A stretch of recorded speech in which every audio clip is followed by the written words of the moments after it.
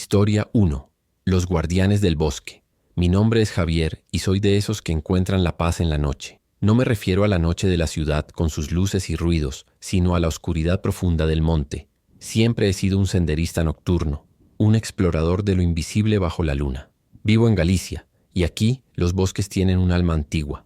Hay uno en particular, cerca de la costa, al que la gente llama el bosque de Broceliande, aunque sé que el original está en Bretaña. Aquí, sin embargo, la leyenda se siente igual de densa. Es un lugar donde los árboles son viejos, retorcidos, y las brumas matutinas se aferran al suelo como sudarios. Fue una noche de finales de otoño. El aire ya picaba, pero el cielo estaba despejado, una cúpula de terciopelo negro salpicada de estrellas. Salí con mi mochila habitual, mi linterna frontal y la confianza de quien conoce cada sendero. O eso creía. Me adentré en el corazón del bosque, buscando un claro que había descubierto hace tiempo. Un lugar perfecto para observar las estrellas sin contaminación lumínica. La luna, casi llena, proyectaba sombras largas y danzarinas que jugaban con mi percepción. El primer indicio de que algo no iba bien fue el silencio. No el silencio habitual del bosque nocturno, lleno de pequeños crujidos y el canto de algún búho. Era un silencio denso, opresivo, como si el propio aire hubiera dejado de vibrar. Los grillos, las ranas, incluso el viento entre las hojas, todo había cesado. Me detuve, la linterna apagada, intentando escuchar, y entonces lo oí, un susurro. Al principio pensé que era mi imaginación, el eco de mis propios pasos, o tal vez el roce de una rama, pero era diferente. Era una voz o varias muy bajas, arrastradas en una lengua que nunca había escuchado, gutural, antigua, como si viniera de las raíces mismas de la tierra. Un frío antinatural me caló hasta los huesos, un frío que no tenía nada que ver con la temperatura exterior. Era un frío que se pegaba a la piel, que prometía algo más que el simple invierno. El olor también cambió. El aroma húmedo a tierra y pino que tanto me gustaba fue suplantado por algo más pesado, más rancio. Un olor a tierra removida, a humedad profunda, pero con un matiz metálico, casi dulce, como el de la sangre seca o el de las flores marchitas en un funeral olvidado. Sentí el peso de la atmósfera, como si el aire se hubiera vuelto más denso, más difícil de respirar. Cada paso se sentía como una intrusión, cada respiración como un sacrilegio. El bosque ya no era un refugio, sino una presencia vigilante. Decidí dar media vuelta, la piel de gallina erizándose en mis brazos. Fue entonces cuando las vi. Luces. No eran las luces de una linterna ni los ojos de un animal. Eran esferas pálidas, etéreas, que flotaban entre los árboles, moviéndose con una lentitud fantasmal, como si estuvieran patrullando.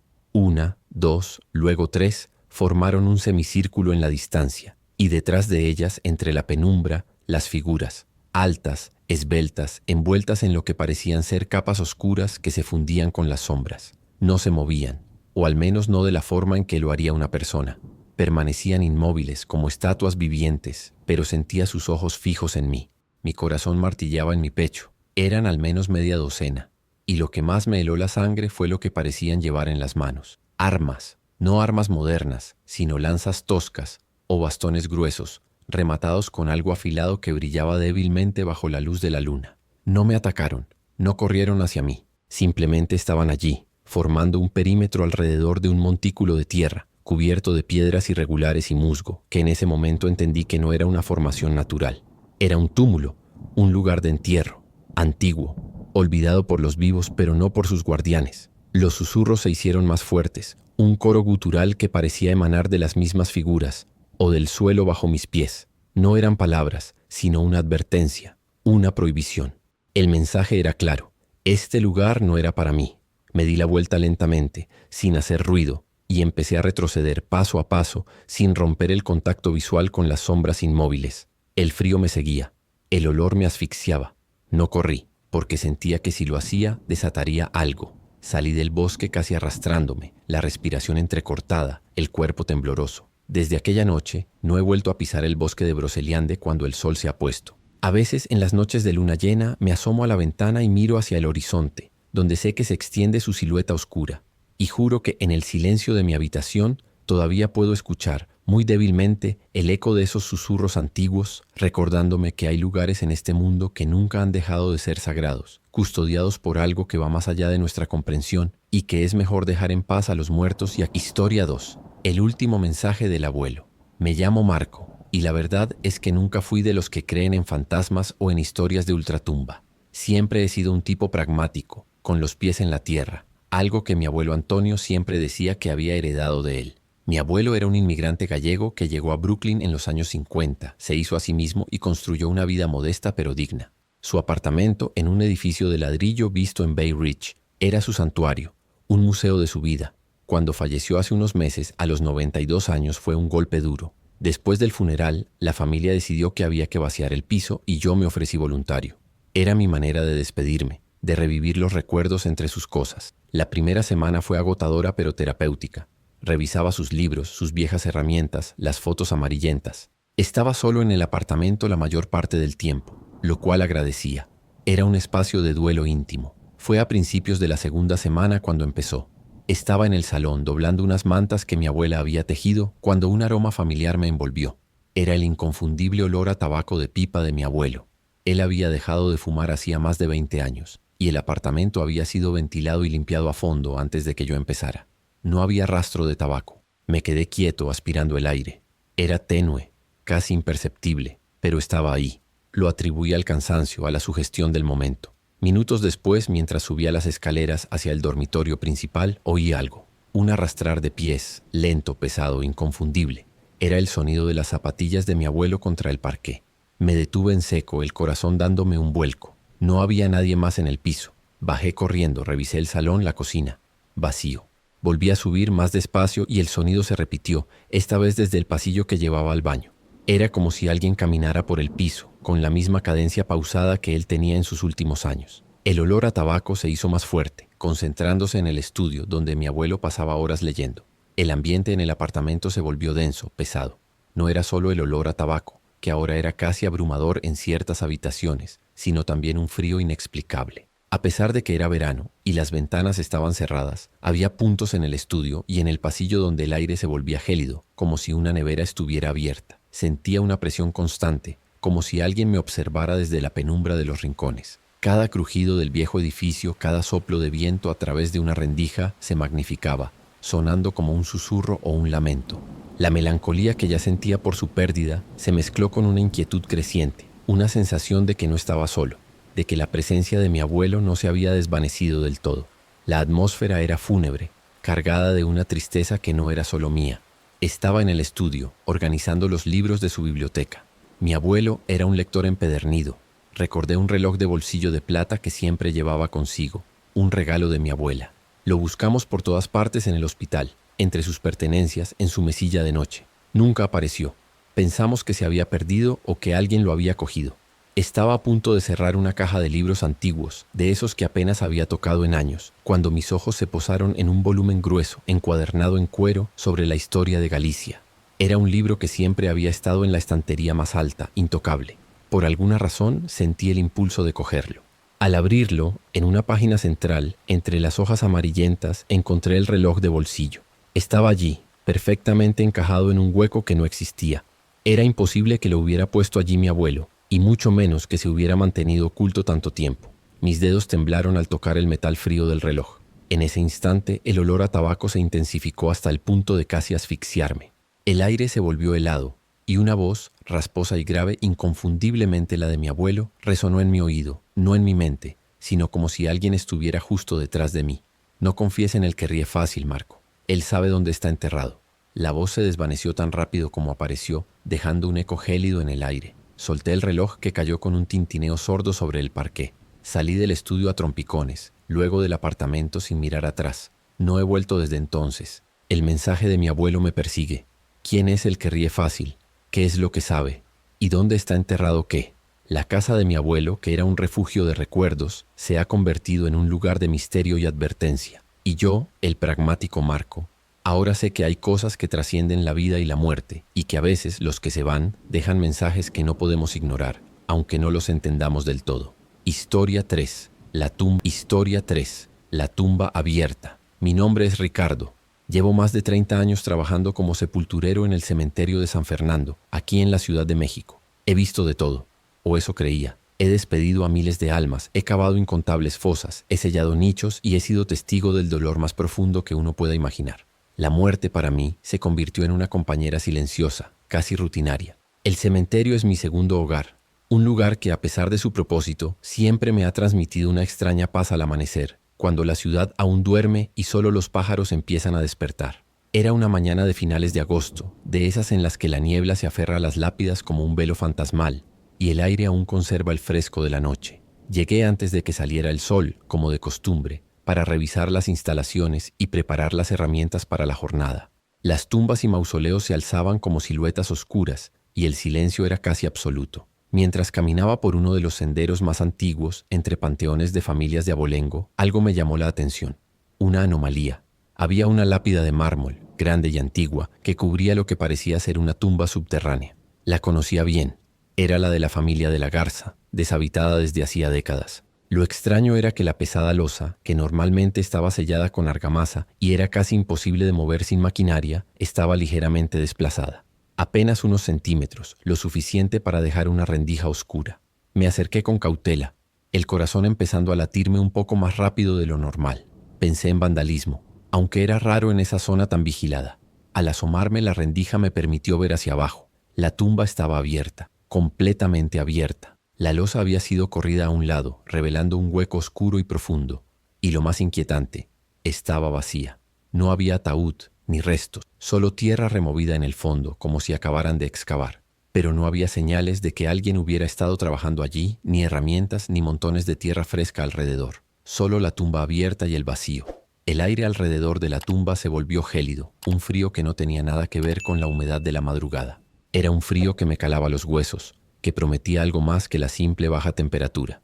Un escalofrío me recorrió la espalda. El olor del cementerio, a tierra mojada y flores marchitas, se mezcló con algo más. Un tufo dulzón y metálico, como a sangre vieja y humedad estancada, pero también con un matiz a flores de cempasúchil, aunque no era temporada. Sentí el peso de la atmósfera, como si el propio aire se hubiera vuelto denso, casi tangible, presionando sobre mis pulmones. Cada crujido de las ramas, cada susurro del viento sonaba amplificado, cargado de una solemnidad fúnebre. El cementerio, que siempre había sido un lugar de paz para mí, se transformó en un espacio opresivo, cargado de una tristeza antigua y palpable. Fue entonces cuando lo oí, un lamento, débil al principio, casi un suspiro que parecía emerger de las profundidades de la tumba abierta. No era un lamento humano ni el quejido de un animal.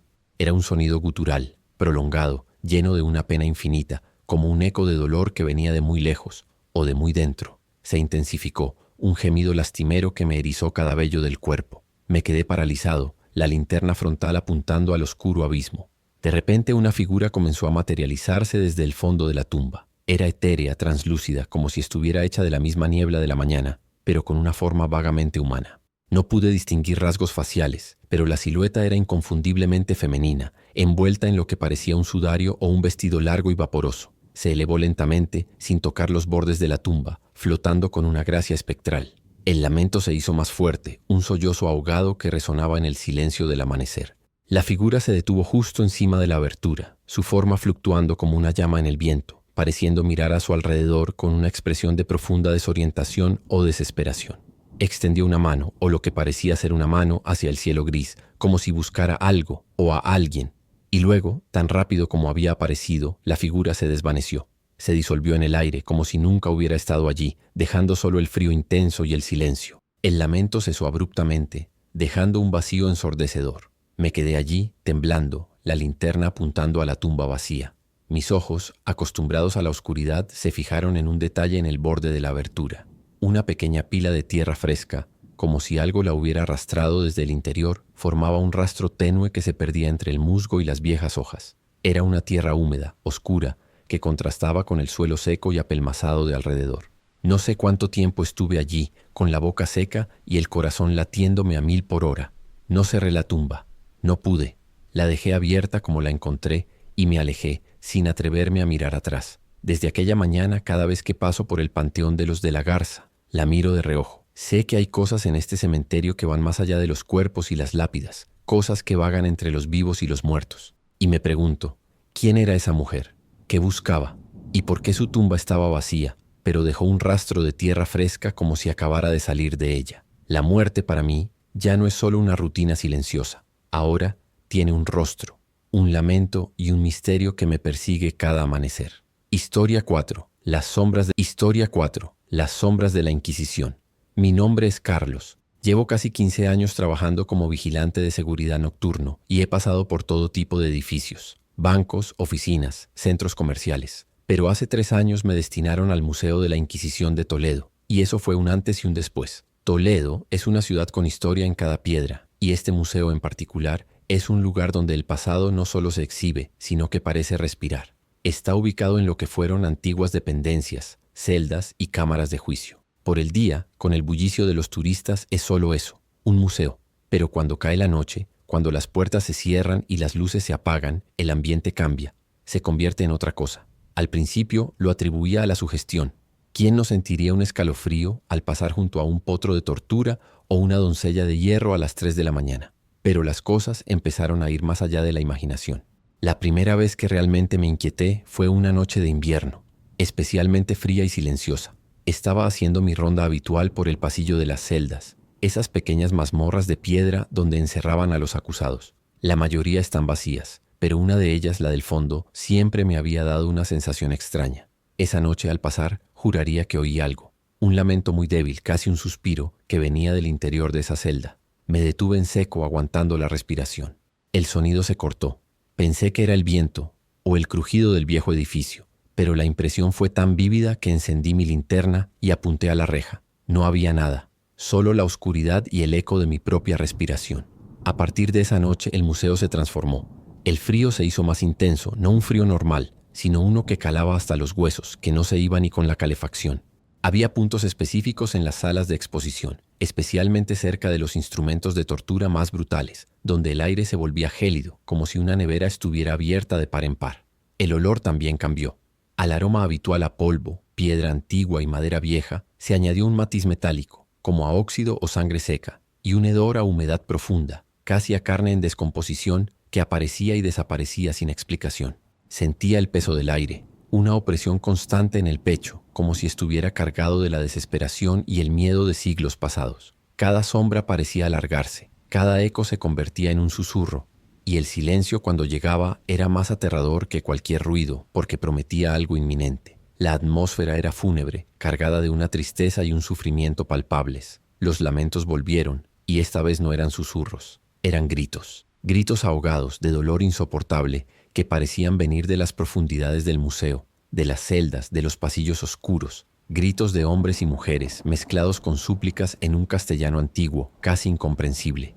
No podía ignorarlos. Encendía todas las luces, revisaba cada rincón, pero nunca encontraba la fuente. Y entonces vi las sombras. No eran sombras normales proyectadas por la luz de mi linterna. Eran figuras oscuras más densas que la penumbra, que se movían con una lentitud fantasmal entre los objetos expuestos. Las veía deslizarse por los pasillos, desaparecer detrás de las vitrinas, o agazaparse en los rincones de las celdas, como si estuvieran reviviendo sus tormentos. Una noche, mientras los gritos y lamentos resonaban con una intensidad aterradora, estaba en la sala principal de los instrumentos. Me acerqué a la garrucha, ese horrible mecanismo de poleas y pesos que dislocaba los hombros de las víctimas. Estaba inmóvil como siempre. Pero justo cuando los gritos alcanzaron su punto álgido, la cadena de la garrucha empezó a moverse, lentamente al principio, luego con un chirrido metálico que me heló la sangre. La polea giró, la cuerda se tensó, como si un peso invisible estuviera siendo izado. Era imposible. El mecanismo estaba oxidado, sin mantenimiento, y no había nadie cerca. Retrocedí, tropezando con mis propios pies, el corazón latiéndome a 1000 por hora. Y entonces la vi. Al final del pasillo, donde las sombras eran más densas, una figura alta, envuelta en una túnica oscura con una capucha profunda que ocultaba su rostro, se mantenía inmóvil. No pude ver sus ojos, pero sentí su mirada sobre mí, una mirada fría, sin emoción, cargada de una autoridad ancestral y cruel. Era una presencia amenazadora, silenciosa, que parecía emanar el mismo terror que los objetos a su alrededor. No se movió, no hizo ruido, simplemente estaba allí, observándome, como un juez implacable. Los gritos de las celdas se desvanecieron, reemplazados por un silencio sepulcral que era aún más aterrador. La garrucha dejó de moverse con un último chirrido metálico. No pude quedarme. Salí corriendo de esa sala, sin mirar atrás, sin siquiera apagar las luces. No he vuelto a pasar una ronda nocturna completa desde entonces. Ahora me quedo en la garita, con todas las luces encendidas y el volumen de la radio alto, intentando ignorar los sonidos que sé que todavía resuenan en el museo. A veces, cuando miro por las cámaras de seguridad, juraría que veo una sombra fugaz. o un destello de movimiento en las salas oscuras. Y cada vez que veo una figura encapuchada en la calle, por un instante, el mismo escalofrío me recorre la espalda. Sé que lo que vi no fue una ilusión. El Museo de la Inquisición no es solo un edificio antiguo, es una tumba abierta, un eco de sufrimiento que nunca se ha ido y que sigue siendo custodiado por aquellos que lo infligieron. Y yo, Carlos, el vigilante, no soy más que un testigo de sus sombras. Historia 5. La cruz, historia 5. La cruz invertida. Mi nombre es Gabriel y soy sacerdote. Llevo más de 30 años al servicio de Dios, primero en una parroquia grande en Madrid y los últimos 15 en un pequeño pueblo remoto de la Sierra de Gredos, en Ávila. Aquí, la vida es más sencilla, más conectada con la tierra y las tradiciones. La fe es profunda, arraigada, y la gente confía en su párroco para todo, desde las bodas hasta los últimos sacramentos. Siempre he sido un hombre de fe inquebrantable. He visto el consuelo que la palabra de Dios puede traer en los momentos más oscuros, y he presenciado milagros de esperanza en la vida de mis feligreses. Pero lo que viví aquella Nochebuena en la Misa del Gallo me hizo cuestionar no solo mi fe, sino la misma naturaleza de la realidad. Era una noche fría, de esas en las que el aire pica y la nieve ya cubría las cumbres cercanas. La iglesia, una construcción románica con más de 1000 años de historia, estaba tenuemente iluminada por las velas y las pocas luces eléctricas. La congregación era pequeña, como siempre en estas fechas, apenas una docena de almas fieles que desafiaban el frío para celebrar el nacimiento de Cristo. Estaba en el altar, iniciando la homilía, cuando sentí la primera punzada. No era un dolor físico, sino una sensación de frío que me caló hasta los huesos, a pesar de la sotana y la estola. Y luego, una presencia, algo pesado, oscuro, que no pertenecía a ese lugar sagrado. Mis ojos se posaron en la cruz del altar, una pieza de madera de olivo tallada a mano, que había presidido incontables misas. Y entonces lo vi. Lentamente, imperceptiblemente para la mayoría, la cruz empezó a girar sobre su propio eje. No la toqué. Nadie la tocó. Se movió, con una lentitud espeluznante, hasta quedar completamente invertida. El Cristo, cabeza abajo, mirándome con una expresión de agonía que nunca antes había percibido. El frío se intensificó, un frío que no era de este mundo, que no se podía explicar por la baja temperatura exterior. Era un frío que quemaba, que prometía algo más que el simple invierno. El aire se volvió denso, pesado, como si el oxígeno se hubiera vuelto espeso, difícil de respirar. Un olor nauseabundo comenzó a extenderse por la iglesia, un hedor a azufre quemado, a carne putrefacta y a algo dulzón y metálico, como sangre seca. Era un olor que te revolvía el estómago, que te hacía sentir sucio por dentro. Y los sonidos. Al principio eran susurros, voces guturales, ásperas, que parecían venir de las sombras de los rincones, de debajo de los bancos, incluso de mi propia mente. No entendía las palabras, pero el tono era de burla, de odio, de blasfemia. La atmósfera se volvió fúnebre, cargada de una tristeza y una desesperación tan profundas que sentía el peso de siglos de maldad acumulada en ese espacio sagrado. Mis manos temblaban al sostener el cáliz y mi voz se quebraba al intentar continuar con el rito. Los susurros se hicieron más fuertes, más audibles, ya no solo en mi cabeza. Eran risas, risas secas y maliciosas, que parecían resonar desde las mismas paredes de piedra. Y entonces, de entre las sombras que se acumulaban en el pasillo lateral, emergió una figura. Era alta, esbelta, envuelta en una oscuridad tan densa que parecía absorber la poca luz de las velas. No tenía rasgos definidos, solo una silueta humanoide, pero sentí una maldad palpable irradiando de ella, una energía fría y antigua. Se movió lentamente, sin hacer ruido, deslizándose entre los bancos, y sus ojos, si es que tenía ojos, se fijaron en una de las feligresas más jóvenes, una muchacha llamada Ana, que estaba sentada en la tercera fila, con la cabeza gacha. La figura se detuvo justo detrás de Ana. Historia 6. El cadáver que despierta. Mi nombre es Eduardo Rojas. Llevo más de 20 años como patólogo forense, y si algo te enseña esta profesión, es a mantener la cabeza fría. He visto la muerte en todas sus formas, despojada de romanticismo, reducida a la ciencia de la carne y los huesos. Trabajo en la Facultad de Medicina de la UNAM, aquí en la Ciudad de México, y mi día a día transcurre entre autopsias, informes y la enseñanza a futuros médicos. Para mí, un cuerpo es un enigma que hay que resolver, un conjunto de datos que narran una historia. La idea de lo sobrenatural, de lo inexplicable, siempre me ha parecido una fantasía, algo ajeno a la realidad tangible de la mesa de disección. Fue una noche de principios de primavera. El laboratorio estaba inusualmente silencioso. Había decidido quedarme hasta tarde para preparar un cuerpo para las prácticas de anatomía de la semana siguiente. Era un donado, como los llamamos, un individuo sin identificar que había fallecido por causas naturales y cuyo cuerpo había sido cedido a la ciencia. Estaba en la sala de preparación solo, bajo la luz fría de los fluorescentes. Había terminado la primera fase, la limpieza y la colocación. Mientras revisaba el rostro, asegurándome de que los párpados estuvieran bien cerrados, noté algo. Una sutil, casi imperceptible, separación en el ojo izquierdo. Era como si el párpado se hubiera contraído ligeramente, dejando ver una fina línea del globo ocular. Lo atribuía a la relajación post-mortem, o quizás a un efecto de la luz. Con la punta de mi guante, lo ajusté, cerrándolo de nuevo. Pero la sensación no se fue. El frío en la sala, que siempre era constante por la refrigeración, empezó a calar de una manera diferente. Era un frío que no venía del aire acondicionado, sino de dentro, de la misma mesa de acero, del cuerpo que tenía delante. El olor a formol, que normalmente me resultaba familiar, se volvió denso, casi opresivo, mezclándose con un matiz extraño, dulzón y terroso, como a tierra recién removida o a algo que había estado oculto. Escuché un crujido. No era el crujido habitual del edificio viejo, sino un sonido más cercano como el de la camilla metálica cediendo bajo un peso. Me giré, esperando ver a algún colega, pero la sala estaba vacía. La atmósfera se volvió pesada, como si el aire mismo se hubiera espesado, dificultando la respiración. Sentía una presión en el pecho, una sensación de estar siendo observado, no por una persona viva, sino por algo inerte, y a la vez extrañamente presente. El cuerpo, que hasta ese momento había sido solo un objeto de estudio, parecía irradiar una energía silenciosa, una inquietud que me erizaba los vellos de la nuca. Volví a mirar el rostro. Esta vez los ojos estaban abiertos. No una rendija, no una ilusión, completamente abiertos. Los globos oculares, opacos y vidriosos, me miraban fijamente. Un escalofrío me recorrió la espalda. Retrocedí un paso tropezando con un taburete. El cuerpo, que yacía inmóvil, emitió un sonido. Un gemido gutural, bajo, que parecía surgir de lo más profundo de su pecho. La camilla metálica chirrió de nuevo, esta vez con más fuerza, como si el cuerpo se hubiera movido o intentado hacerlo. Mis ojos se fijaron en sus manos, que estaban cruzadas sobre el abdomen. Los dedos, rígidos por el rigor mortis, se contrajeron ligeramente, como si intentaran aferrarse a algo o liberarse de algo. Me acerqué con la linterna, el pulso desbocado. Los ojos fijos en mí parecían querer comunicar algo. Y entonces, en un instante que duró una eternidad, vi algo. No fue una imagen en el aire, sino un destello en mi propia mente, una visión impuesta, clara y aterradora.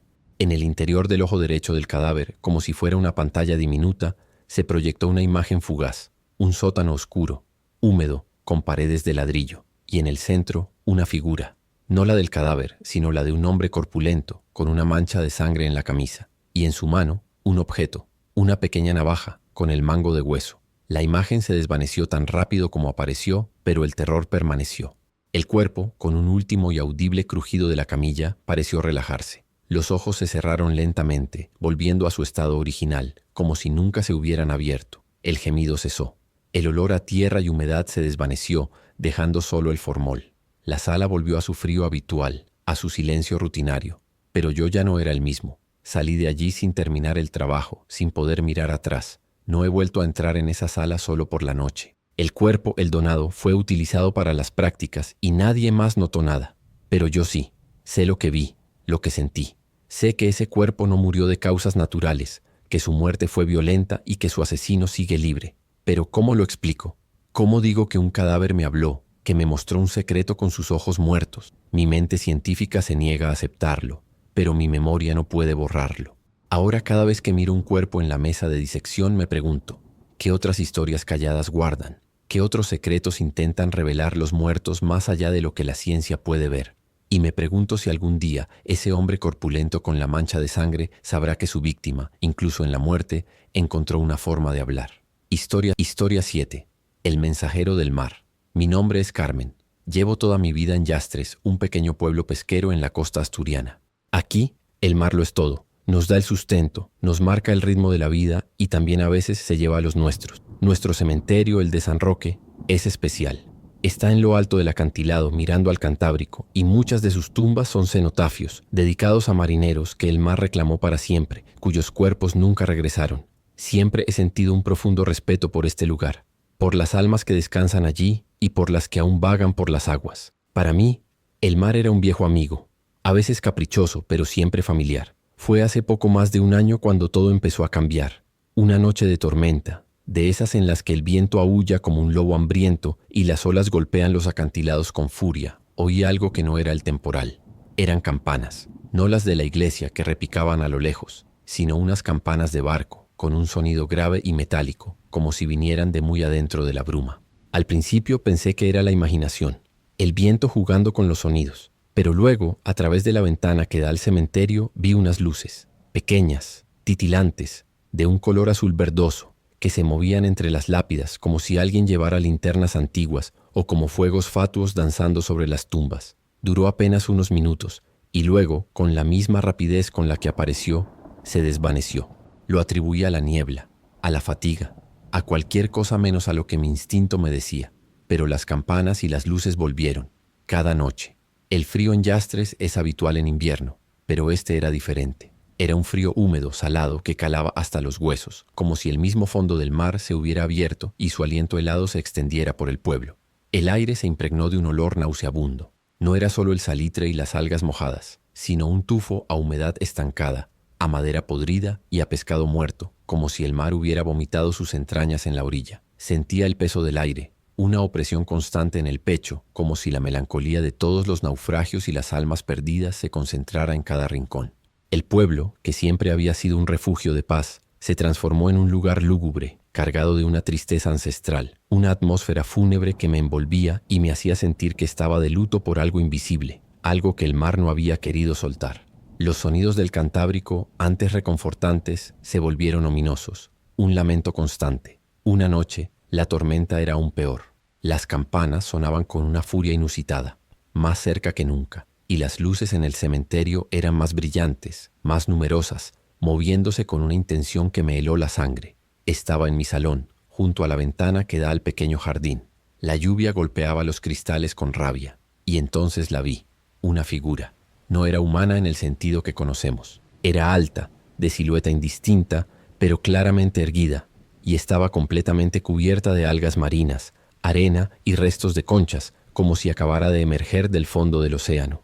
Parecía empapada, goteando agua salada sobre la tierra. Se movía lentamente, con un andar pesado y arrastrado, como si cada paso le costara un esfuerzo inmenso, directamente hacia mi jardín. La figura se detuvo en el centro del jardín, justo al lado del viejo rosal que mi abuela plantó. Sus movimientos eran lentos, casi rituales. Levantó un brazo, y de su mano, que parecía un amasijo de algas y piel pálida, dejó caer algo sobre la tierra mojada. Era un objeto pequeño, corroído por el agua salada, de un latón oscuro. No pude distinguir qué era exactamente, pero tenía la forma de una brújula antigua, sin aguja, o quizás un viejo medallón.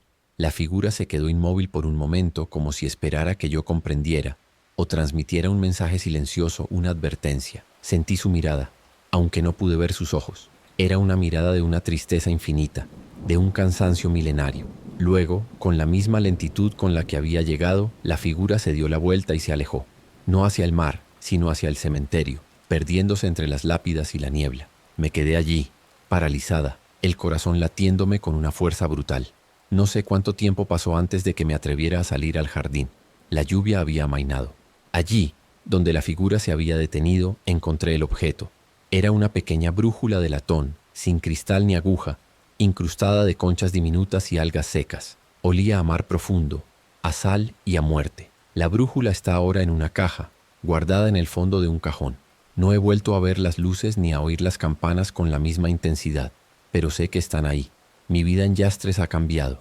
El mar, que antes era mi amigo, ahora me parece un abismo lleno de secretos, de almas que no encuentran descanso. ¿Quién era esa figura? Un marinero perdido, un mensajero de las profundidades. ¿Y qué significa esa brújula sin aguja? Es una advertencia, un recuerdo de un naufragio olvidado, o un alma que busca su camino a casa. No tengo respuestas, solo el frío, el olor a mar y el recuerdo de esa figura cubierta de algas que me dejó un objeto inexplicable y la certeza de que el mar, a veces, devuelve Historia 8, el coche fantasma del desierto. Mi nombre es Javier. Llevo casi 15 años como agente de patrulla en la patrulla fronteriza y mi territorio es una de las extensiones más desoladas y hermosas de este país, el desierto de Arizona. Kilómetros y kilómetros de nada, solo cactus, rocas y un cielo inmenso. La mayoría de la gente lo ve como un lugar vacío, pero para mí es un lugar lleno de historias y de silencios, silencios que a veces gritan más fuerte que cualquier sonido. Es un lugar donde muchos han intentado cruzar, y muchos han desaparecido sin dejar rastro, engullidos por la arena, el calor o la noche. Para mí, este desierto es un cementerio sin lápidas, un funeral constante para aquellos que nunca encontraron su camino. Una noche, mientras hacía mi ronda habitual por la carretera 85, a unas 2 horas al sur de Phoenix, la luna llena bañaba el paisaje con una luz plateada que hacía que las sombras de los saguaros parecieran figuras fantasmales. La radio de mi coche emitía el zumbido constante de la frecuencia, la única compañía en la inmensidad. De repente, a lo lejos, en medio de la nada, vi una luz. No era la de un coche ni la de una linterna. Era una luz pulsante, de un color azul verdoso, que parecía flotar a unos metros del suelo, justo al borde de la carretera, donde no había absolutamente nada más que arena y matorrales. Duró apenas unos segundos y luego se desvaneció. Pensé que era un reflejo, un espejismo del desierto, o quizás el cansancio, pero la imagen se me quedó grabada. Unos 10 minutos más adelante, mientras la carretera se curvaba suavemente, vi algo aún más extraño. Una figura, alguien haciendo autostop, en medio de la nada, a esas horas de la madrugada, en una carretera por la que apenas pasa un coche cada hora. Era un hombre, de espaldas a mí, con una ropa que parecía vieja, descolorida. Reduje la velocidad, mi instinto de agente me decía que algo no encajaba. Pero cuando estuve a unos 50 metros de él, la figura simplemente se disolvió en el aire. No corrió, no se escondió, simplemente desapareció como si nunca hubiera estado allí. El aire dentro de mi patrulla se volvió gélido, un frío que no tenía nada que ver con el aire acondicionado o la temperatura exterior del desierto. Era un frío que me calaba hasta los huesos, que parecía emanar de las mismas paredes del vehículo. El olor habitual a polvo y a creosota del desierto se mezcló con algo más, un tufo dulzón y metálico, como a óxido y a humedad estancada, pero también con un matiz a ozono, como el que precede a una tormenta eléctrica o a algo quemado. Sentí el peso de la atmósfera, una presión en el pecho, como si el aire se hubiera vuelto denso, casi tangible, cargado de una tristeza antigua y palpable. La inmensidad del desierto, que antes me transmitía una sensación de libertad, se transformó en un espacio opresivo, un vasto camposanto donde cada sombra parecía esconder un lamento. La radio, que hasta entonces solo había emitido un zumbido, comenzó a chisporrotear con estática, un ruido blanco que se hacía más fuerte, más insistente, como si algo estuviera intentando comunicarse a través de ella. La estática de la radio se volvió insoportable, un grito electrónico que me obligó a bajar el volumen. En ese momento las luces de mi tablero parpadearon y el motor dio un tirón, como si fuera a calarse. Miré por el espejo retrovisor. Un par de faros aparecieron a lo lejos, acercándose a una velocidad vertiginosa. Era un coche viejo, un modelo de los años 70, un sedán oscuro, oxidado, que no debería estar circulando en esas condiciones. No era un coche de la patrulla fronteriza, ni de ningún civil que conociera. A medida que se acercaba, las luces de mi patrulla volvieron a parpadear, y la radio emitió un chillido agudo antes de apagarse por completo. El coche fantasma estaba ahora justo detrás de mí, a apenas unos metros. Sus faros, amarillentos y tenues, no iluminaban la carretera, sino que parecían absorber la luz. Pisé el acelerador, intentando dejarlo atrás, pero el viejo sedán igualó mi velocidad sin esfuerzo. Miré por el espejo lateral, y lo que vi me heló la sangre. El asiento del conductor estaba vacío. No había nadie al volante. Las ventanas estaban oscuras, como si estuvieran tintadas, pero sabía que no había nadie dentro. Era un coche fantasma, un vehículo conducido por una fuerza invisible, por una voluntad que no era de este mundo. El coche fantasma se mantuvo pegado a mi parachoques, empujándome, obligándome a ir más rápido. Intentó adelantarme. Sus luces parpadearon de forma errática y un golpe seco resonó en la parte trasera de mi patrulla. Sentí el impacto. El coche se desvió ligeramente. No era una ilusión, era real, tangible. Los gritos de la radio, que ahora solo existían en mi cabeza, se mezclaban con el rugido del motor de mi coche y el chirrido fantasmal del otro vehículo. Era una persecución en medio de la nada, con un adversario que no tenía cuerpo, pero sí una intención clara: no dejarme ir. No sé cómo lo logré, pero en un momento de desesperación pisé el acelerador a fondo. El coche fantasma se quedó ligeramente atrás y logré tomar una salida de emergencia que llevaba a una pista de tierra abandonada. No miré atrás. Conduje hasta que el sol empezó a asomar por el horizonte, tiñendo el cielo de naranja y púrpura, y solo entonces me detuve, temblando, el cuerpo cubierto de sudor frío. Desde aquella noche, mi patrulla por el desierto de Arizona nunca ha vuelto a ser la misma. Ahora, cada vez que veo unas luces extrañas a lo lejos, o una sombra en el camino, mi corazón se acelera. Sé que lo que vi no fue una alucinación. El desierto no es solo un lugar de belleza desolada. Es un vasto cementerio de almas perdidas, de historias sin resolver. Y ese coche fantasma sin conductor es el mensajero de todas esas desapariciones, de todos esos que nunca llegaron a su destino. Me pregunto, ¿a quién buscaba? ¿Qué quería de mí? Y lo más inquietante, sigue ahí fuera en la inmensidad del desierto esperando al próximo que se atreva a cruzar por su territorio, por su tumba sin nombre. Historia 9. La ofrenda del pacto antiguo. Mi nombre es Elena. Desde hace más de 20 años mi vida ha girado en torno a las flores. Tengo una pequeña floristería en el corazón de Coyoacán, aquí en la Ciudad de México. Es un barrio lleno de vida, de color, de historia. Mis días transcurren entre el aroma dulce de las rosas, el verde vibrante de las hojas y la alegría de mis clientes. Las flores son mi pasión, mi sustento, y siempre he creído que traen consigo una energía vital, una conexión con la belleza y la celebración. Las he preparado para bodas, para nacimientos, para aniversarios, y por supuesto para funerales y ofrendas del Día de Muertos. En Coyoacán, la muerte y la vida siempre han caminado de la mano, pero nunca imaginé que esa coexistencia pudiera volverse tan palpable. Todo empezó hace unos 6 meses, con un tipo de cliente muy particular. Era una mujer, siempre vestida de negro, con un velo que le cubría casi todo el rostro. Venía una vez al mes, siempre a la misma hora, justo antes del anochecer. Nunca pedía nada específico, solo señalaba con un dedo enguantado un ramo de flores, casi siempre las más frescas, las más exuberantes. La primera vez que vino, mientras le envolvía unas orquídeas blancas, noté algo extraño. Las orquídeas, que momentos antes estaban perfectas, empezaron a marchitarse. No lentamente, no por falta de agua. Fue instantáneo. Los pétalos se volvieron amarillentos, luego marrones, y cayeron al suelo como si hubieran envejecido décadas en cuestión de segundos. Me quedé helada. La mujer, sin decir una palabra, me entregó el dinero y se fue, dejando tras de sí un rastro de pétalos muertos. Lo atribuí a un mal lote, a un error en el cuidado, a cualquier cosa menos a lo que mis ojos acababan de presenciar. Pero el patrón se repitió. Cada vez que esa mujer de negro se acercaba a mis flores, éstas se marchitaban al instante. No solo las que tocaba, sino las que estaban a su alrededor, como si su presencia drenara la vida de todo lo que la rodeaba. El frío en la floristería se hizo constante. No el frío de la noche o del aire acondicionado, sino un frío húmedo que olía a tierra mojada y a moho, a sótano antiguo, a algo que llevaba mucho tiempo enterrado.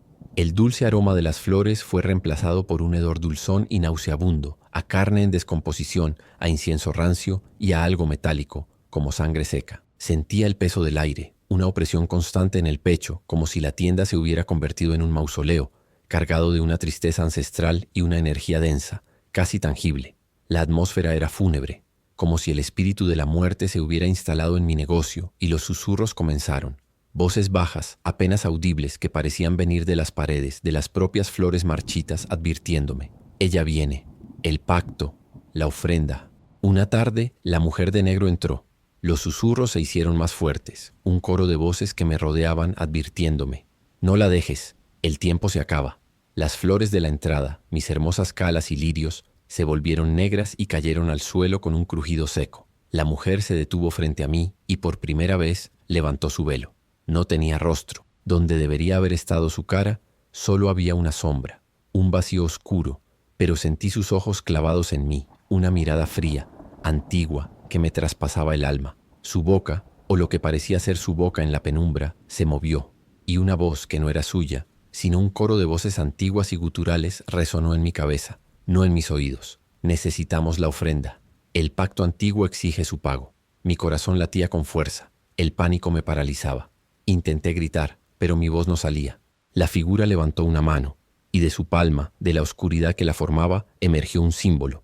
Era una espiral, grabada en lo que parecía ser obsidiana, pero que vibraba con una energía oscura y pulsante. El símbolo giró en el aire, y sentí un tirón, como si algo intentara arrancarme de mi propio cuerpo. Las flores restantes en la tienda se marchitaron por completo, sus pétalos cayendo como una lluvia de ceniza. El aire se volvió irrespirable, cargado de un olor a azufre y a tierra recién abierta. La figura se acercó un paso. La oscuridad de su rostro sin ojos parecía absorber la poca luz que quedaba en la tienda. La ofrenda, Elena, para el pacto, o el precio será mayor. La voz, el coro de voces se intensificó, llenando mi mente con imágenes de sacrificios antiguos, de sangre derramada en piedras sagradas, de promesas hechas en la oscuridad de la tierra. No era una petición, era una exigencia, un ultimátum. La figura se desvaneció tan rápido como había aparecido, dejando la floristería en un silencio sepulcral, roto solo por el crujido de las flores muertas bajo mis pies. El frío persistía y el hedor a putrefacción se aferraba a las paredes. Me quedé allí, temblando, rodeada por la muerte que había invadido mi santuario de vida. La floristería, mi refugio, se había convertido en un lugar de terror, un altar para una entidad desconocida. Desde aquella noche la mujer de negro no ha vuelto, pero la floristería nunca ha recuperado su brillo. Las flores, por más que las cuide, se marchitan más rápido, y el frío y el olor a tierra húmeda nunca se van del todo. Sé que lo que vino fue una alucinación. El pacto antiguo del que hablaba la figura, la ofrenda que exige, sigue pendiente. ¿Qué es lo que quieren? ¿Y por qué yo? Coyoacán es un lugar de magia y misterio, pero ahora sé que también es un lugar donde los pactos ancestrales pueden resurgir, y donde la vida de las flores, y quizás la mía propia, puede ser el precio de una deuda olvidada. Cada día, cuando abro mi floristería, me pregunto, ¿qué ofrenda esperan? ¿Y cuándo volverán? Historia 10. La batalla eterna. Mi nombre es Mark. Desde que tengo uso de razón, me han fascinado los castillos medievales, las leyendas que encierran y las historias de batallas que sus muros han presenciado. No soy un historiador académico, sino un aficionado, un explorador de lo antiguo. Me gusta visitarlos de noche, cuando el silencio y la oscuridad permiten que la imaginación vuele, que el pasado cobre vida. Siempre he pensado que en esos lugares uno puede sentir el peso de los siglos, la energía de quienes los habitaron, pero nunca imaginé que esa energía pudiera ser tan literal, tan aterradoramente real. Hace unos meses decidí explorar las ruinas del castillo de Montsoriu, en la provincia de Girona, Cataluña.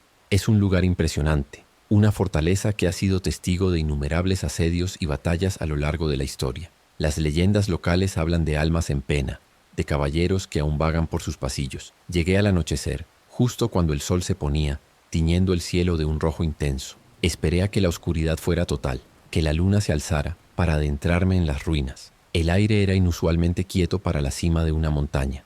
El viento apenas susurraba entre las almenas. Mientras subía por el sendero pedregoso, ya dentro de los muros exteriores oí algo, un sonido metálico, seco, como el choque de una espada contra un escudo.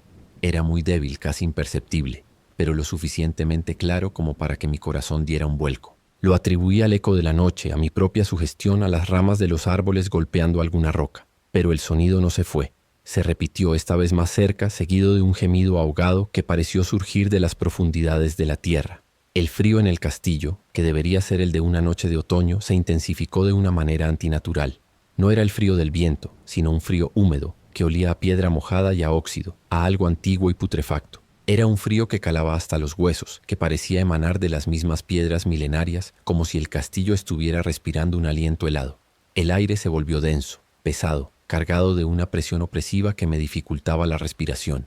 El olor a tierra y a musgo se mezcló con un hedor metálico, a sangre seca y a algo quemado como carne chamuscada, un aroma que prometía violencia y muerte. La atmósfera era fúnebre, como si el castillo fuera un inmenso mausoleo, un camposanto donde cada piedra guardaba un lamento, una agonía.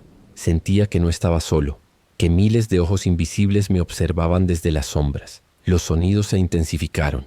Ya no eran solo choques metálicos, eran gritos, gritos de guerra, lamentos de dolor, el estruendo de armaduras, el galopar de caballos, el crujir de madera. La oscuridad se volvió más profunda, más densa, a pesar de la luna que brillaba en lo alto. Me encontraba en el patio de armas, un espacio abierto rodeado de muros derruidos, y entonces comenzaron a aparecer. Primero, una figura translúcida de un caballero, con una armadura que parecía hecha de niebla y óxido, corrió a través de una pared derruida, su espada levantada, su rostro un espectro de furia. Luego, otra y otra. Pronto, el patio se llenó de ellos. Caballeros espectrales, algunos con estandartes desgarrados, otros con escudos rotos, luchando en un silencio irreal, aunque yo podía oír el choque de sus armas y sus gritos de batalla en mi mente. Eran cientos, quizás miles, reviviendo una masacre antigua. Vi a damas con vestidos medievales, también translúcidas, corriendo despavoridas, sus rostros desfigurados por el terror, sus lamentos resonando en mi cabeza. Estaba atrapado en medio de la batalla. Las figuras pasaban a través de mí. El frío de sus cuerpos etéreos me traspasaba, dejándome helado hasta la médula. Intenté moverme, gritar, pero estaba paralizado. Un espectador involuntario de una tragedia que se había desarrollado siglos atrás. Un caballero con un yelmo sin rostro cargó directamente hacia mí. Cerré los ojos esperando el impacto, pero solo sentí un escalofrío gélido que me atravesó. Un dolor punzante en el pecho, como si una espada invisible me hubiera traspasado. Abrí los ojos. El caballero había pasado y ahora luchaba con otra figura espectral, sus espadas chocando con un sonido fantasmal que solo yo parecía escuchar. Vi la sangre, no real, sino una visión de sangre, empapando el suelo de piedra, los cuerpos cayendo, los gritos de agonía. Era la batalla eterna, un momento de muerte y desesperación, atrapado en el tiempo, reviviéndose una y otra vez. No sé cuánto tiempo duró, pareció una eternidad. De repente, tan rápido como había comenzado, la batalla empezó a desvanecerse. Las figuras se hicieron más tenues, los sonidos más distantes, hasta que solo quedó el silencio de la noche y el viento que susurraba entre las ruinas. Me encontré de pie en el patio de armas, temblando, cubierto de sudor frío, el corazón latiéndome con una fuerza brutal. Salí del castillo corriendo, sin mirar atrás, sin atreverme a hacerlo. No he vuelto a pisar Monsoriu desde aquella noche. Mi fascinación por los castillos sigue ahí, pero ahora va acompañada de un terror profundo. Sé lo que vi. Sé que no fue una alucinación ni un truco de la luz. Fue el pasado reviviéndose, una herida abierta en el tiempo. Y me pregunto, ¿están esos caballeros condenados a luchar para siempre? ¿Son esas damas eternas prisioneras del miedo? Y lo más inquietante, ¿qué parte de mí se quedó en ese castillo, atrapada en la batalla eterna? Porque desde aquella noche, a veces, en el silencio de mi casa, juro que aún oigo el lejano choque de espadas y siento el frío de una muerte que no fue la mía. Historia 11. El juguete enterrado. Mi nombre es Daniel. Soy el tipo de persona que cree en lo tangible, en lo que se puede ver y tocar. Mi vida transcurre entre números y contratos, lejos de cualquier superstición. Pero hay lugares que desafían la lógica, y uno de ellos es Harmony, Nevada, un antiguo pueblo minero. Ahora un pueblo fantasma donde mi abuela materna pasó sus últimos años, aferrada a la casa familiar como a un último recuerdo. Cuando ella falleció el mes pasado, me tocó a mí encargarme de vender la propiedad. Volver a Harmony era como regresar a un cementerio de sueños, un lugar donde el polvo y el silencio han sepultado más que simples edificios. Para mí, era un funeral silencioso por un pasado que nunca conocí del todo. Llegué a la casa a media tarde bajo un sol implacable que hacía vibrar el aire. La casa, de madera descolorida, parecía una boca abierta en medio de la desolación. Al entrar, el olor a polvo, a madera vieja y a humedad me golpeó. Era el olor de las cosas olvidadas. Mientras abría las ventanas para ventilar, oí algo. Un sonido tenue, casi imperceptible, como una risa infantil. Era muy suave, como si viniera de muy lejos o de muy adentro de la casa. Me detuve escuchando. Nada. El único sonido era el crujido de la madera y el viento silbando por las rendijas. Lo atribuí a la imaginación, al eco de mis propios recuerdos de infancia en ese lugar. O quizás al viento jugando con alguna pieza suelta del tejado. Pero la sensación de que no estaba solo, de que algo me observaba, se instaló en el fondo de mi mente. El sol se puso, y la casa se sumió en una oscuridad densa, solo rota por la luz de mi linterna. El frío en el interior no era el frío seco del desierto nocturno, sino un frío húmedo que olía a tierra mojada y a mojo, a algo que había estado mucho tiempo bajo tierra. Se mezclaba con un aroma dulzón y empalagoso, como a caramelos viejos o a talco de bebé rancio, un contraste inquietante con el hedor a decadencia. Sentía el peso del aire, una opresión constante en el pecho, como si la casa estuviera conteniendo la respiración o llorando en silencio. La atmósfera era fúnebre, cargada de una tristeza ancestral, una melancolía que me envolvía y me hacía sentir que estaba de luto por algo más que la muerte de mi abuela. Los crujidos de la madera, antes inocentes, se volvieron ominosos, como pasos arrastrados, y las risas infantiles, ahora más claras, parecían venir de todas partes, desde las paredes, desde el suelo, desde el techo. Estaba en el salón, intentando organizar algunos papeles viejos, cuando la risa infantil se hizo fuerte, clara, como si un niño estuviera jugando justo detrás de mí. Me giré bruscamente. Nada. Pero entonces lo vi. En el rincón, sobre una alfombra polvorienta, había un pequeño caballito de madera, de esos antiguos con ruedas. Se movió. No rodó, no se cayó. Se balanceó suavemente como si alguien lo hubiera empujado. Mi corazón se disparó. La risa se transformó en un balbuceo, un murmullo ininteligible, y luego en un llanto quedó como el de un niño asustado. La temperatura bajó aún más, y el olor a tierra y a talco se volvió abrumador.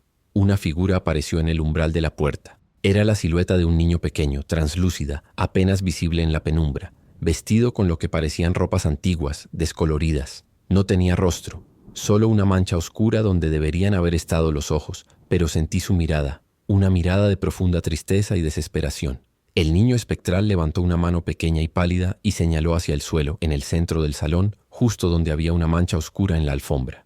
Luego, con un movimiento lento y arrastrado, se acercó a la ventana que daba al patio trasero. Se detuvo allí y con la misma mano señaló hacia el exterior, hacia un viejo árbol de moras con ramas retorcidas. Sentí una compulsión, una necesidad imperiosa de seguir su indicación. Salí al patio trasero, la linterna en mano. El niño espectral estaba allí, bajo el árbol de moras, su figura apenas visible bajo la luz de la luna. De nuevo señaló hacia el suelo, a los pies del árbol. La tierra sorprendentemente parecía removida, más blanda de lo normal, como si alguien hubiera cavado allí hacía mucho tiempo. Empecé a escarbar con mis propias manos, la tierra húmeda y fría bajo mis uñas. La figura del niño se mantuvo inmóvil, observándome en silencio. Apenas unos centímetros bajo la superficie, mis dedos tocaron algo duro. Seguí excavando y pronto desenterré un pequeño objeto. Era una caja de música de madera, de esas antiguas, con una bailarina dentro. Estaba corroída, la madera hinchada por la humedad pero aún reconocible. Al sacarla por completo, la figura del niño espectral hizo un movimiento. No fue un sonido, sino una imagen que se proyectó directamente en mi mente, una visión clara y dolorosa. Un día de verano, hace muchas décadas, un niño pequeño, mi tío abuelo que murió siendo un bebé según la historia familiar, jugando bajo ese mismo árbol. Un accidente, una caída, un golpe en la cabeza, y luego el pánico. Los padres, mis bisabuelos, aterrados, intentando ocultar la tragedia, enterrando al niño junto a su juguete favorito, la caja de música, para que nadie supiera. Un secreto familiar, enterrado junto a un inocente. La visión se desvaneció. La figura del niño espectral, que hasta entonces había estado inmóvil, se inclinó ligeramente, como en un gesto de agradecimiento, y luego, con la misma lentitud con la que había aparecido, se disolvió en el aire, dejando solo el frío y el olor a tierra mojada. Me quedé allí, en medio de la noche, con la caja de música corroída en mis manos, el corazón latiéndome con una fuerza brutal. La risa infantil había cesado. El silencio de Harmony se había vuelto más profundo, pero ahora, un silencio cargado de una verdad terrible. La casa, el pueblo, mi propia familia, todo había guardado un secreto. Un niño enterrado, olvidado, su existencia borrada por el miedo.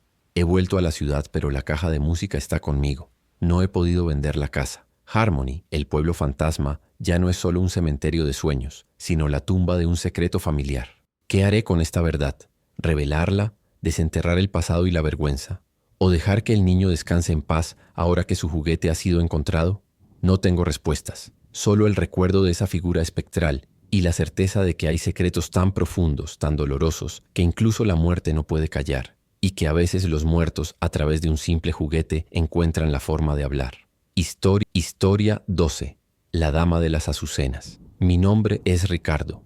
Llevo más de 30 años como sepulturero en el cementerio de Comillas, aquí en Cantabria. Para muchos, este es un lugar sombrío, lleno de tristeza y recuerdos. Para mí es mi hogar, mi oficina. Conozco cada lápida, cada nicho, cada sendero. He visto pasar generaciones. He sido testigo silencioso de innumerables despedidas. El cementerio de Comillas es un lugar antiguo, con tumbas que datan de siglos, algunas de ellas verdaderas obras de arte, mausoleos que parecen pequeñas capillas. Siempre he sentido un profundo respeto por los que aquí descansan y nunca he creído en fantasmas ni en historias de aparecidos. La muerte para mí era el final, un silencio definitivo. Fue una tarde de finales de otoño, el cielo plomizo y una brisa fría que venía del mar. Me tocaba limpiar y adecentar una de las tumbas más antiguas del cementerio, un panteón de mármol blanco, cubierto de musgo y hojas caídas. Pertenecía a una familia noble de la zona, ya extinguida, y llevaba décadas sin recibir una visita. Mientras retiraba las malas hierbas y fregaba el mármol, oí algo, un lamento. Era un sonido suave, melancólico, como el de una mujer sollozando a lo lejos. Me detuve, la escoba en la mano, y miré a mi alrededor. El cementerio estaba vacío, solo yo y el susurro del viento entre los cipreses. Lo atribuí al aire, a mi propia imaginación o quizás a alguna rama rozando el mausoleo. Pero la sensación de tristeza que me invadió, una melancolía profunda que no era mía, me hizo sentir un escalofrío, y entonces, por el rabillo del ojo, juraría que vi una sombra blanca moverse rápidamente detrás de una de las estatuas del panteón. El lamento volvió, esta vez más cerca, más claro, y ya no parecía el viento. Era el llanto de una mujer, un sonido ahogado, lleno de una pena inconmensurable. La temperatura en el panteón bajó de golpe, un frío que no era el de la tarde otoñal, sino un frío húmedo que calaba hasta los huesos, como si el mármol mismo estuviera irradiando una helada ancestral. El aire se impregnó de un olor, No era el olor a tierra mojada o a musgo que suele haber en los cementerios. Era un aroma dulzón, intensísimo, a azucenas. Pero no a azucenas frescas, sino a azucenas marchitas, a su perfume en su punto más álgido antes de la descomposición. Un olor que me resultaba familiar de los funerales más antiguos. Sentía el peso del aire, una opresión constante en el pecho, como si la atmósfera se hubiera vuelto densa, casi tangible, cargada de una tristeza infinita, de una agonía sin fin. El panteón, que antes era solo una tumba más, se transformó en un lugar lúgubre, un pozo de desesperación. Los susurros del viento se convirtieron en un murmullo ininteligible, como voces lejanas que intentaban comunicarse. Me giré lentamente, mi corazón latiéndome con fuerza. Allí estaba, de pie, junto a la entrada del panteón, una figura femenina. Era translúcida, como hecha de niebla y luz de luna, pero su silueta era inconfundible. Vestía un traje de época, un vestido blanco antiguo, con encajes y volantes, y su cabello oscuro caía sobre sus hombros. Su rostro, pálido y etéreo, estaba marcado por una tristeza profunda. Sus ojos, oscuros y vacíos, me miraban fijamente, llenos de una angustia que me traspasó el alma. Era la dama de las azucenas. La figura levantó una mano. No era una mano de carne y hueso, sino una forma espectral, pálida y alargada, que parecía emanar el mismo frío que había invadido el panteón. La mano se extendió hacia mí y sentí un escalofrío helado recorrer mi brazo. No fue un toque físico, sino una sensación de frío intenso, de una presencia gélida que me quemaba la piel. Y entonces oí su voz, no con mis oídos, sino directamente en mi mente, un lamento desesperado que resonaba en mi cabeza. Ayúdame, no puedo salir, estoy atrapada, por favor. La mano, que ahora parecía más sólida, me agarró del brazo. Su agarre era frío, pero sorprendentemente fuerte. Sentí cómo me arrastraba lentamente hacia la entrada del panteón, hacia la oscuridad de su interior. El olor a azucenas se hizo insoportable, asfixiante. Sus ojos, los ojos de la dama, me suplicaban, me imploraban. Vi su boca moverse, pero no oí palabras, solo el eco de su lamento en mi cabeza. Sentí que me hundía, que la tierra bajo mis pies se abría, que la tumba me reclamaba. La fuerza que me arrastraba era inmensa, una desesperación milenaria que quería llevarme con ella, a las profundidades de su encierro. Con un grito ahogado logré zafarme de su agarre, cayendo hacia atrás sobre las lápidas. El impacto me hizo ver estrellas, pero el miedo era más fuerte que el dolor. Me levanté como pude y corrí. Corrí sin mirar atrás, sin atreverme a hacerlo, hasta que estuve fuera del cementerio, bajo la luz de los faroles del pueblo, temblando, el aliento entrecortado. Desde aquella tarde mi vida como sepulturero en comillas nunca ha vuelto a ser la misma. Sigo trabajando, pero ahora cada tumba, cada mausoleo me parece un portal a algo más allá. No he vuelto a limpiar ese panteón. Lo evito, lo miro de lejos y a veces, cuando el viento sopla de cierta manera, juro que aún huelo el dulzón perfume de las azucenas y oigo un lamento lejano. ¿Quién era esa mujer? ¿Por qué está atrapada? ¿Y qué tipo de ayuda esperaba de mí, un simple sepulturero? No tengo respuestas, solo la certeza de que la muerte no es siempre el final y que algunas almas, incluso después de siglos, siguen buscando una salida, un consuelo, un escape de su propia tumba. Y me pregunto si algún día la dama de las azucenas volverá a extender su mano fría, buscando a alguien más que la ayude a romper el pacto de su eterna prisión.